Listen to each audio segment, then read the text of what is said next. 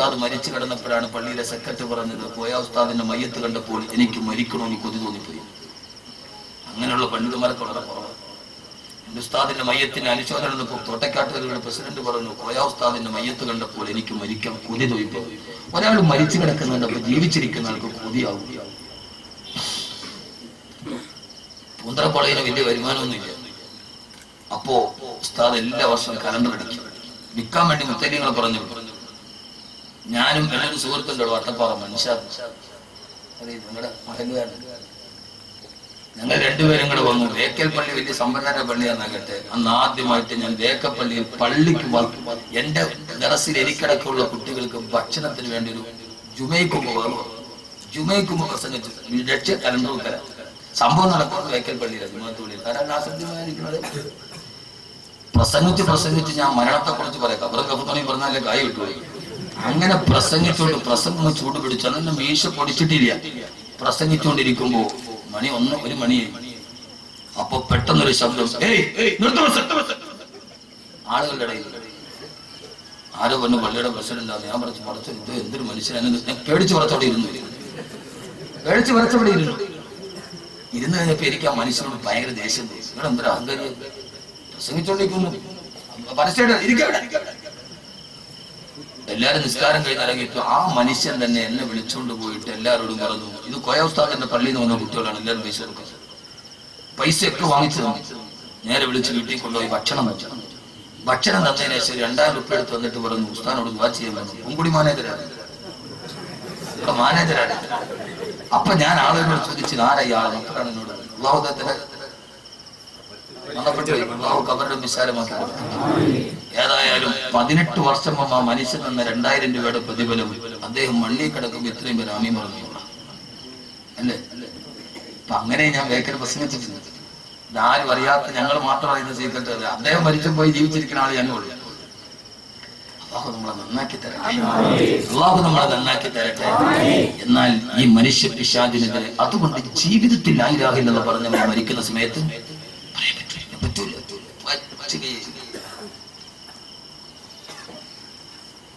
എന്നാൽ അതേ സമയത്ത് മനുഷ്യ പിശാചിനെതിരെ പട നയിച്ച ആളാണ്, പോരാട്ടം നടത്തിയ ആളാണ് കലീമുല്ലാഹി മൂസ. എങ്ങനെയാ മരിച്ചത്? കലീമുല്ലാഹി മൂസാ നബിയുടെ അടുക്കലേക്ക് റൂഹ് പിടിക്കാൻ ഇസ്രായേലിനെ പറഞ്ഞു വിട്ടു. ഇസ്രായേൽ വന്നിട്ട് പറഞ്ഞു, കലീമുല്ലാഹി മൂസാ, നിന്റെ റൂഹ് പിടിക്കാൻ എന്നെ പറഞ്ഞു വിട്ടടാ. വരുന്നു മൂസാ നബി വരട്ടെ കൈയെടുത്തിട്ട് ഇസ്രായേലിന്റെ കരണത്താഞ്ഞെടുത്തു. ഇസ്രായേലിന്റെ കണ്ണു പൊട്ടിപ്പോയി. ഇസ്രായേലിനോട് പിടിക്കാൻ വന്നു. ഒറ്റ അടി മൂസാ നബി ഇസ്രായേലിന്റെ കണ്ണു പൊട്ടിപ്പോയി. ഇത് കെട്ടുകടയിൽ അഹ്മദ് കബീർ പച്ച കിതാബ് നോക്കിയിട്ട് പറയുന്നതല്ല, റവാഹു ബുഖാരി, ഇമാം ബുഖാരി ഉദ്ധരിക്കുന്ന സഹീഹായ ഹദീസാ. ഇസ്രായേൽ പൊട്ടിക്കരഞ്ഞുകൊണ്ട് അല്ലാഹുവിന്റെ അടുക്കലെത്തി, അല്ലാഹുവേ, മരിക്കാൻ ഇഷ്ടമില്ലാത്ത ഒരാളെ റൂഹ് പിടിക്കാൻ എന്നെ എന്തിനു നീ പറഞ്ഞു വിട്ടു അല്ലാഹ്? നിന്റെ മൂസ എന്നെ അടിച്ചെന്റെ കണ്ണു പൊട്ടിച്ചു അല്ലാഹ്. ഇസ്രായേൽ കേൾക്കേണ്ട സംഭവമല്ല. ഇസ്രായേൽ വന്ന അങ്ങനെയല്ല. എന്ത് പറ്റി?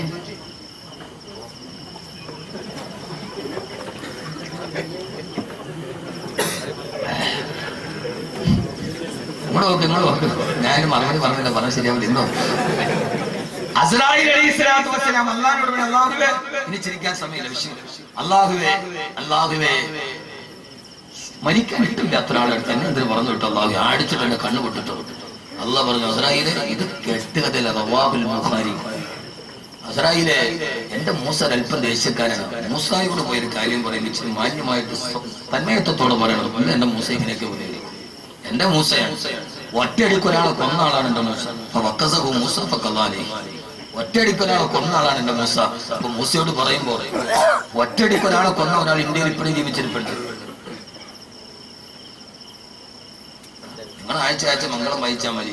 ഇന്ത്യയുടെ മുൻ ക്രിക്കറ്റ് ക്യാപ്റ്റൻ നവജോത് സിംഗ് സിദ്ധു. വായനയുടെ ലോകം വിശാലമാണ്. എന്റെ വായനയുടെ ലോകം വിശാലമാണ്.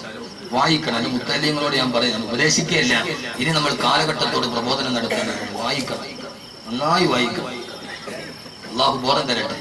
ഞാൻ നല്ല മഴയുള്ള സമയത്ത് എന്റെ വീടിന് മുമ്പിൽ ഒരു ചായക്കടയിൽ, നമ്മുടെ ചായക്കട, ഡ്രൈവർമാരെ പറഞ്ഞു വിട്ട് വൈകുന്നേരം നല്ല കട്ടൻ ചായയും പരിപ്പോടെയും നല്ല കോമ്പിനേഷൻ.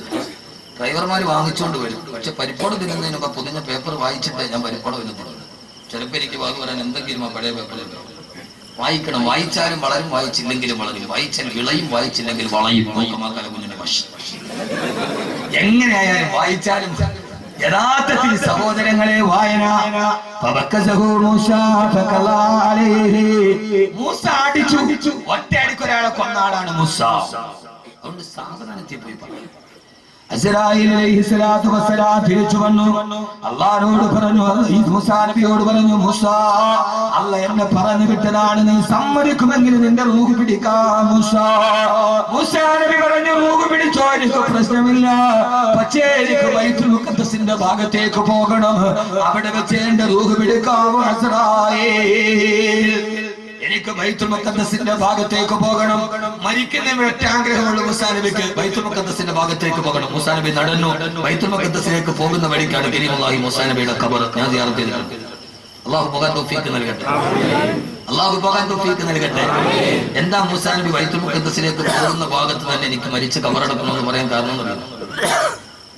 അറിയില്ല.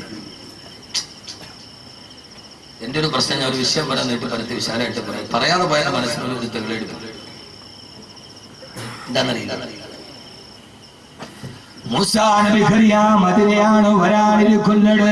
സുബ്ഹാനല്ലദീ അസ്റാ ബിഅബ്ദിഹി ലൈലൻ മിനൽ മസ്ജിദിൽ ഹറാമി ഇലൽ മസ്ജിദിൽ അഖ്സാ. അവസാനം വരുന്ന നബി മുഹമ്മദ് മുസ്തഫ സല്ലല്ലാഹു അലൈഹി വസല്ലമ ഇതുവഴിയാണ് മിഅ്റാജിന് പോകുന്നതെന്ന് മൂസാ നബിക്ക് അല്ലാഹു നൽകിയിട്ടുണ്ട്. പോകുന്ന വഴിയിൽ മുഹമ്മദ് നബി സല്ലല്ലാഹു അലൈഹി വസല്ലമയുടെ ഒരു ദുആ കിട്ടാനാണ് മൂസാ നബി അവിടെ പോയി വഫാത്തായത്.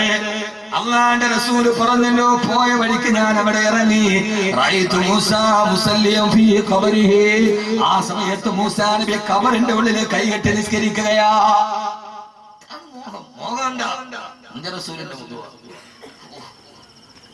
ഭയങ്കര ഇസ്ലാമിന്റെ ചരിത്രം. അങ്ങനെ ബൈത്തുൽ മുഖദ്ദസിന്റെ ഭാഗത്തെത്തി. അവിടെ എത്തുമ്പോൾ കുറെ ആളുകൾ അവിടെ ഖബർ കുഴിച്ചു കൊണ്ടിരിക്കുകയാ. ആളുകളെ പരിചയമില്ല, ഇതേവരെ പരിചയമില്ലാത്ത മുഖമാ. മൂസാ നബി ചോദിച്ചത്രേ, ലിമൻ ഹാദൽ ഖബർ, ആർക്ക് വേണ്ടിയാണ് ഈ ഖബർ നിങ്ങൾ കുഴിക്കുന്നത്? ആ സമയത്ത് അവര് പറഞ്ഞു,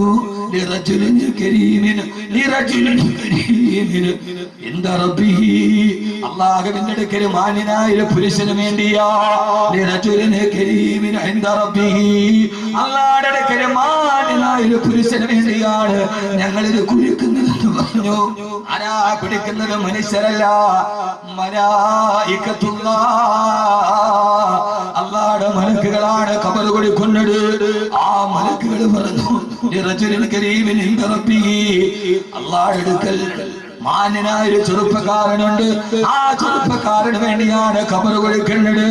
മൂസാ നബി ആ ഖബറിന്റെ ഉള്ളിലേക്ക് ഇറങ്ങി. എന്നിട്ട് അതിന്റെ ഉള്ളിൽ നീണ്ടു നിവർന്ന് കിടന്നു നോക്കി. ആ സമയത്ത് സ്വർഗത്തിന്റെ പരിമളം കണ്ടു മൂസാ.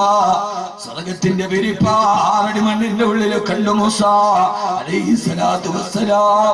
അങ്ങനെ ഖബറിൽ മലന്ന് കിടക്കുമ്പോ ആ സമയത്ത് അസ്രായീൽ അലൈഹിസ്സലാത്തു വസ്സലാം റൂഹ് പിടിച്ചു. പിന്നീട് നടന്നത് ചരിത്രമാണ്. മൂസാ നബിയുടെ മയ്യത്ത് കുളിപ്പിച്ചത് മനുഷ്യരല്ല, മലായികത്തുല്ലാഹ്. മൂസാ നബിയുടെ കഫം പൊതി തുണിഞ്ഞത് മലായികത്തുല്ലാഹ്. മൂസാ നബിയുടെ മയ്യത്ത് നിസ്കരിച്ചത് മലായികത്തുകളോ. പണ്ട് ചെറുപ്പക്കാരാ, അഭിനവരാഗ ലോകത്തിന്റെ പേക്കൂട്ടുകളോട് രാജിയാവാട്. കാലഘട്ടത്തിന്റെ കാലച്ചുവടുകൾ കണ്ടെറിഞ്ഞ് കാലഘട്ടത്തിന്റെ കനലുകളെ പോലെ കാലിടുമ്പിനേക്കാൾ കരുതലുള്ള കാലത്തിന്റെ കാവലാളുകളാകാൻ ഫിറൗനെതിരെ പൊരുതിയ മൂസാ നബിയാണ്. പിന്നെ മയ്യത്ത് നിസ്കരിച്ചത് മലക്കുകളാ. പറ്റുമോ നമുക്ക്? കഫം പൊതിഞ്ഞതോ മലക്ക്, കുളിപ്പിച്ചതും മലക്ക്. അല്ലാഹു ബോധം തരട്ടെ, അല്ലാഹു ബോധം തരട്ടെ, അല്ലാഹു ബോധം തരട്ടെ. ഹബീബായ നബി മുഹമ്മദ് മുസ്തഫ.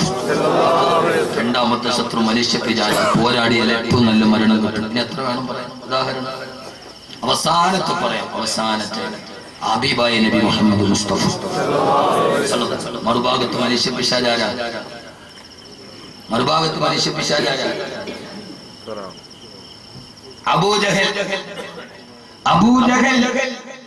അബൂജഹൽ ബദറിന്റെ പൊട്ടക്കണത്തിൽ പുഴു നാറിയിട്ട് ചത്തുപോയി. അബൂജഹൽ അല്ലേ? അങ്ങനല്ലേ? ആയത്തുണ്ടല്ലോ, അബൂജഹലിനോട് അള്ളാഹ് പറഞ്ഞല്ലോ നിന്നെ കൈകാര്യം ആയത്താണ്. നോക്കാതെ ഉള്ള വാദം. ഇന്നലെ വാദം കഴിഞ്ഞ് വീട്ടിൽ എത്താൻ രാവിലെ 7 മണിക്ക് കൈതോടെ എഴുന്നേറ്റോട് അർദ്ധ ഹാലിലാണ്. ഉറക്കച്ചടവിൽ എവിടെ എത്തി? ഒരു ബിസ്ക്കറ്റിൽ നിന്ന് ഉറങ്ങിപ്പോയി. നോക്കാൻ പറ്റില്ല. എന്താ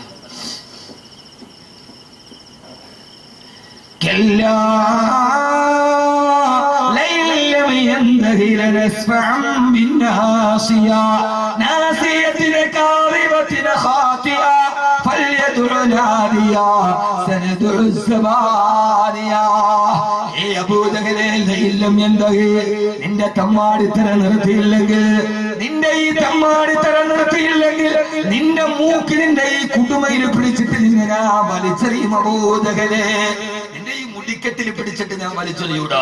വലിച്ചെറിഞ്ഞില്ലേ ബദറിന്റെ പൊട്ടക്കിണറ്റിൽ? അഭിമായ മുത്ത് ഈ തലമുടിയിൽ പിടിച്ചിട്ട് അബൂജഹലിനെ പൊട്ടക്കിണറ്റിലേക്ക് എറിഞ്ഞപ്പോ ഈ ആയത്തോടെ പറഞ്ഞില്ല അബൂജഹലെ നിർത്താൻ. നിർത്തിക്കൂടെ സഹോദരങ്ങളെ? ഈ ആഭാസങ്ങൾ, ഈ ഹറാം, ഈ പലിശ, ഈ മദ്യം, ഈ അള്ളാഹ് കിട്ടപ്പെടാത്ത ജീവിതം ഒന്നുകിൽ നിർത്തിയില്ലെങ്കിൽ എന്റെ കുടുംബയിൽ പിടിച്ചിട്ട് ഞാൻ വലിച്ചു. അള്ളാഹു നമ്മളെ കാക്കട്ടെ, അള്ളാഹു നമ്മളെ കാക്കട്ടെ, അള്ളാഹു നമ്മളെ കാക്കട്ടെ. അതുകൊണ്ട് മനുഷ്യ പിശാചുകൾക്കെതിരെ പോരാടുക ഏറ്റവും നല്ല മരണം അള്ളാഹു നമുക്ക് നൽകി അനുഗ്രഹിക്കുമാറാകട്ടെ. കൂടുതൽ ഞാൻ നീട്ടുന്നില്ല. ഇനി മൂന്നാമത്തെ ശത്രുവിനെ കൂടി പറഞ്ഞ് നമുക്ക് തിരിയാം. മൂന്നാമത്തെ ശത്രു ആരാ? ഒന്ന് മനുഷ്യന്റെ പിശാച്, മറ്റ് ജിന്നുകളുടെ പിശാച്. ജിന്നുകളുടെ പിശാച് ആരാ? ഇബ്ലീസ്. ഇബ്ലീസ് ജിന്നുകളുടെ. പെട്ടെന്ന് നമുക്ക് തിരിയാം. അവരെ പോകുന്നല്ലോ, ഇടയ്ക്ക് തീർന്നിട്ടല്ലേ പോകുള്ളൂ. എന്നാ ആയുധം പറഞ്ഞ് ഇവർക്കെതിരെ പോരാടാൻ ആയുധം വേണ്ട. അല്ല, ശത്രു നമ്മളെ കൊല്ലാൻ വേണ്ടി അള്ളാഹ് 30 തവണ ഞാൻ സുല്ലിട്ടു എന്ന് പറഞ്ഞ കാര്യം. അള്ളാഹ് 30 തവണ ഞാൻ ഇല്ല, ഞാൻ സുല്ലിട്ടു. പറ്റൂല. ആയുധം വേണ്ട പോരാടാൻ. എന്താ ആയുധം? ആയുധം അള്ളാഹ് തന്നെ പറയുന്നു. അതെന്റെ ജീവിതത്തിൽ. മൂന്നാമത്തെ പിശാച് അല്ലേ? പിശാച് ആദം നബിയെയും ഹവ്വാ ബീവിയെയും സ്വർഗത്തിൽ നിന്ന് പുറത്താക്കി. ആദം നബി എവിടെ ഇറങ്ങി? ആദം നബി ഞാൻ നിലമേല് വെച്ച് പറഞ്ഞപ്പോ പറഞ്ഞില്ല. ആദം നബി പിന്നെ ആദം നബി പിന്നെ മംഗളിയാനി കയറി ചന്ദ്രനിൽ പോയി. ആദം നബി ഭൂമിയിൽ ഇറങ്ങി ആർക്കറിയാൻ പാടില്ല. ആദം നബി ഭൂമിയിലിറങ്ങി. ഹവ്വാ ബീവി ജിദ്ദയല്ല ജദ്ദയാണ്. ആരും മലയാളികൾ കസറിട്ടത് ജിദ്ദയല്ല ജദ്ദ, വെല്ലുമ്മ. അപ്പൊ അറബികൾ വെല്ലുമ്മയുടെ ആളുകളും